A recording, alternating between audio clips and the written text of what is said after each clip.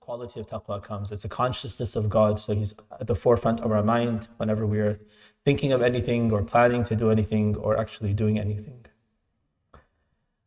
What I wanted to speak about today is a perspective on parenting that I think is valuable.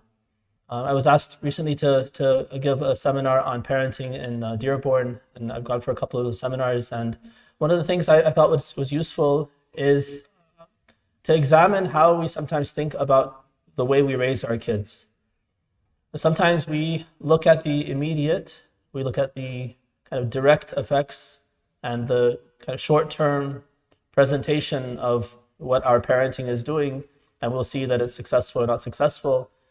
But I think it's more beneficial if we can have the long game in mind. If you think short term and you are raising your child and, for instance, you want them to pray, and that's your end goal, is you want your 5-year-old to pray, your 8-year-old to pray, your 10-year-old to pray, then your focus is on that result.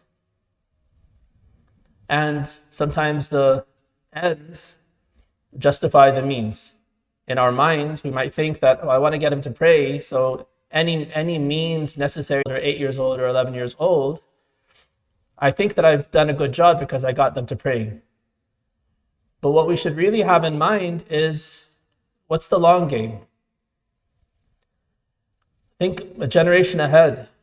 Instead of just thinking about your 5-year-old and whether or not he or she is praying, I think about when they're in your footstep, in your position, raising their own 5-year-old. Will they still have the consciousness? Will they still have the eagerness and the interest and the passion to raise their child, their 5-year-old, with that same interest in prayer and focus on prayer as you're now trying to focus on your child? If we zoom out like that and think long term and think, a generation ahead, 2 generations ahead, then it changes our perspective, because now it may be that this particular battle with this 5-year-old is a lost cause. It may be that right now they're not going to get it. They're not going to do it. But if my goal is the long term, then I'm thinking in a much broader perspective, much more holistic perspective. What all can I do in life to make prayer an important part of this child's life as they grow up? And even if they're not praying right now, they're 5 years old anyway, 10 years old anyway, maybe they're not even baligh. So it's not even that important that the result be there. What's really important is that the attitude be there, that the underpinning be there, that love be there. And that, there's no age limit. You don't wait till they're baligh to start training them to love Islam, to love Allah, to love Ahlul Bayt, to do what's right. Those are things that we have to start teaching them when they're as young as possible. Right? So it changes our perspective, I think, if we can zoom out. So I want to mention a couple of verses of the Quran, and these are verses that in a large part are focused on us. They're du'as that you and I as adults should be reciting, that focus on our relationship to our parents, for instance, or our own attitude, our gratitude towards Allah. But I want us to also look at it from a different perspective, put it into the words of our children a generation later, or our grandchildren 2 generations later. What can I do now to get them to be still focused on these kinds of du'as that Allah is telling me to recite now? All right, so let me share some of these verses, and I'll explain more what I mean. Recite salawat ala Muhammad wa ali. One verse we have in Surah Ibrahim, verse number 40. Ibrahim alayhi salam says, Rabbi ja'alni muqima as-salati wa min dhurriyyati. Rabbana wa taqabbal du'a. So he's praying to Allah that Allah make him one who establishes prayer, who's regular in prayer. Rabbi ja'alni muqima as-salah. Make me one who establishes the prayer on a regular basis. Wa min dhurriyyati. He also prays for his progeny. They also be people who continue to establish prayer. So that's my focus. And yes, I have to work on myself.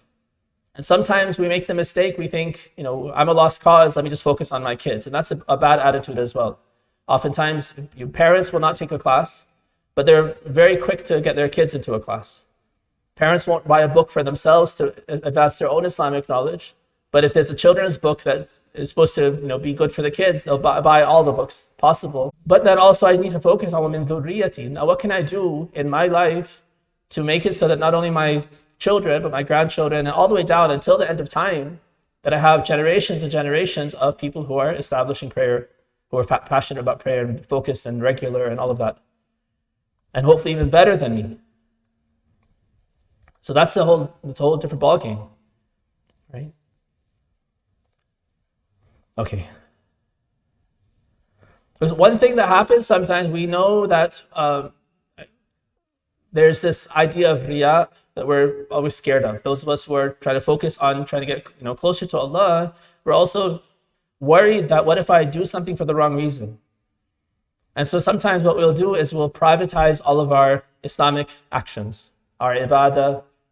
So our ibadah, our charity, these kinds of things, if your children never see you giving charity, they don't know what your program is for your charitable giving. They don't know how you're thinking about things, and it's all just in your own books, and you send out funds, and it's all private and secret. You might think you're really focused on the sincerity, and maybe that part's there, but then you're not going to inculcate